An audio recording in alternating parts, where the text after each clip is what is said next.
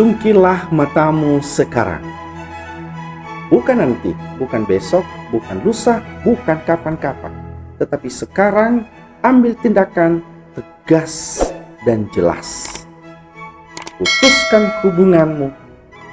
Cungkilah mata itu, mata yang membawa Anda untuk melakukan dosa. Para sahabat peziarah, itulah yang disampaikan Yesus ketika berkhotbah di atas bukit dalam Injil Matius bab 5 ayat 27 sampai dengan 32. Kamu telah mendengar bahwa jangan berzina, gak boleh. Tetapi aku berkata kepadamu, jikalau engkau melihat wanita dengan menginginkannya, Anda sudah berzina. Lihatlah saudara-saudara, berzina adalah tindakan physically, ya, tindakan yang sifatnya badania, perbuatan itu. Tetapi Yesus tidak hanya membatasi pada tindakan fisik yang demikian.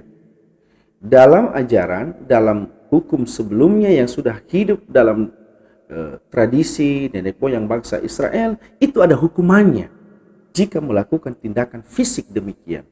Tetapi Yesus melihat lebih jauh, lebih dalam lagi.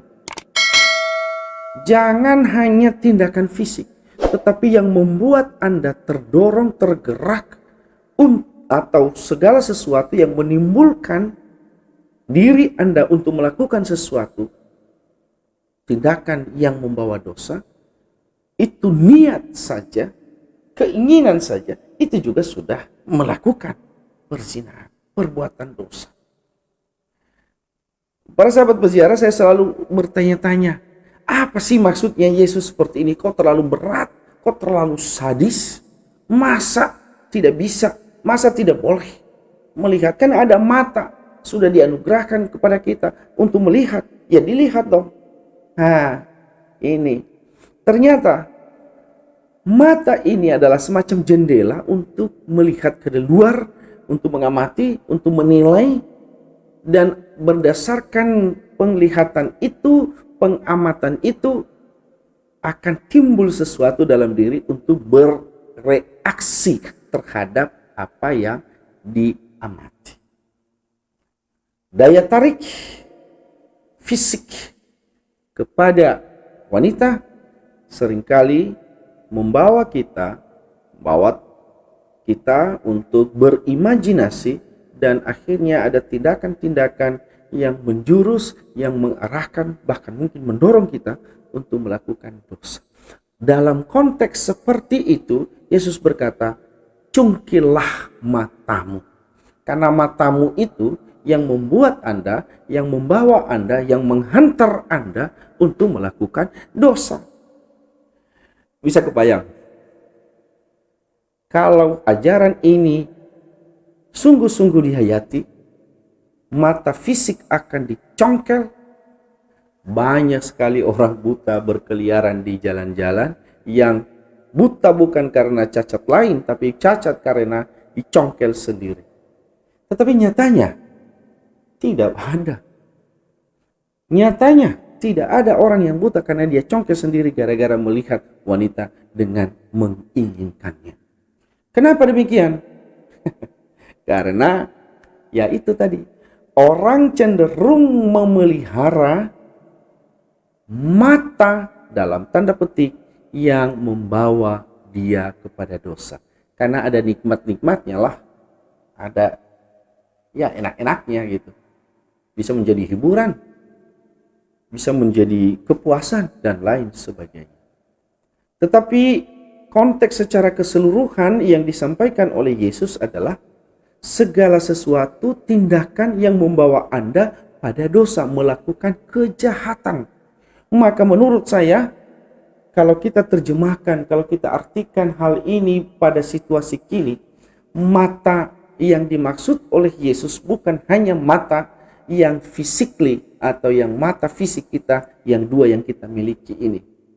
Tetapi banyak sekali mata lain juga yang sebetulnya kita miliki tapi tidak mengakuinya. Saya mau tunjukkan beberapa mata yang membawa kita untuk melakukan dosa. Pertama, sesuai dengan kata Yesus adalah mata keranjang.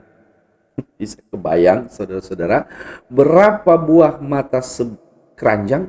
Kalau kita memiliki keranjang dan itu sekelilingnya semuanya adalah punya mata bocor, di mana-mana melirik, di mana-mana melihat, di mana-mana melakukan sesuatu yang membuat dia jatuh dalam dosa. Mata keranjang ini akhirnya membuat orang tidak mampu setia lagi. Mata keranjang yang demikian membuat orang menjadi rendah di hadapan Allah karena melihat orang lain sebagai objeknya.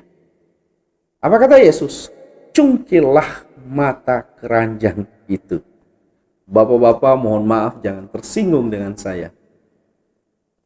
Kita harus berani mengatakan, ya, banyak alasan untuk memiliki mata keranjang. Dia sudah punya pasangan, dia sudah punya istri yang baik, yang setia kepadanya, tetapi mata keranjang lain selalu melihat mantan.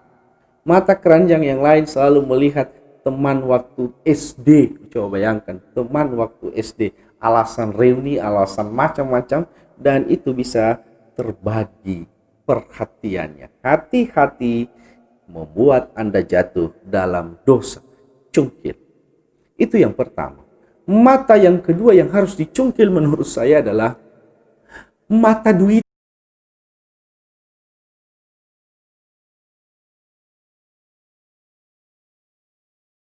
Mata duitan. Duit penting, yes. Duit kita butuhkan, yes. Duit kita harus cari, yes. Tetapi yang namanya mata duitan, dia tidak peduli cara mendapatkan duit.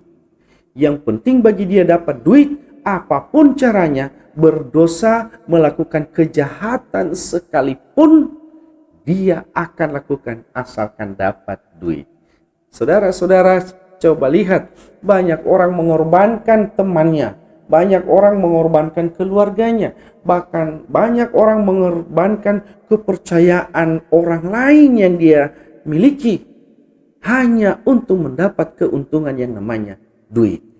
Anda telah merusak relasi Anda dengan orang lain. Anda telah merusak diri Anda, memelihara dan membuat istana dosa di dalam diri Anda. Anda bisa berbohong, Anda bisa bernipu, Anda bisa licik, dan macam-macam strategi lain. Mata duitan, congkellah itu sekarang. Mata yang ketiga, saudara-saudara, adalah mata lalat. Mata lalat itu besar sekali, tetapi yang lebih istimewa adalah dari lalat adalah fokus yang dicari oleh mata lalat adalah selalu yang kotor, yang busuk, yang bau, yang menjijikkan, yang tidak elok. Bukankah mata kita diciptakan oleh Tuhan untuk melihat yang indah-indah, melihat keagungan Tuhan, melihat yang bagus, seperti mata dari lebah yang menghasilkan bunga dan menghasilkan madu yang baik, yang benar, yang berguna. Tetapi yang namanya mata lalat selalu tertuju untuk melihat keburukan orang lain, selalu tertuju untuk menjelek-jelekan, mengamat-amati orang lain, dan kejelekan orang lain dia pakai untuk mendapatkan keuntungan pribadinya. Dia memuaskan dirinya dengan menceritakan, dengan memborbardir, dengan mengekspos kelemahan, kejelekan orang lain. Dan orang seperti ini tidak pernah bertemu yang namanya kebaikan dalam dirinya. Dalam diri orang lain selalu menjelekkan, selalu mencela, selalu menjatuhkan orang lain. Karena matanya selalu terfokus pada keburukan, kejelekan, dan kebusukan. Saudara, bila Anda memiliki mata sedemikian rupa, Congkellah sekarang karena akan membuat Anda jatuh dalam dosa terus-menerus. Congkel mata itu. Mata keempat, nah ini yang jarang diperhatikan, adalah mata tombak. Tombak selalu ada ujungnya yang tajam dan siap menusuk, siap merobek, siap mencari mangsa, siap mematikan orang lain. Mata tombak adalah mata orang yang selalu dipenuhi dengan kemarahan, kekecewaan, dan dendam. Dan ia ingin segera membalaskannya, dia ingin segera menghancurkan objek, dia menghancurkan orang lain, dia menghancurkan sasarannya, tidak beri ampun. Selalu mencari-cari siapa yang dikorbankan. Selama ini dia telah mengecewakan saya, sekarang saya balaskan. Tombak menjadi senjata untuk melakukan kejahatan.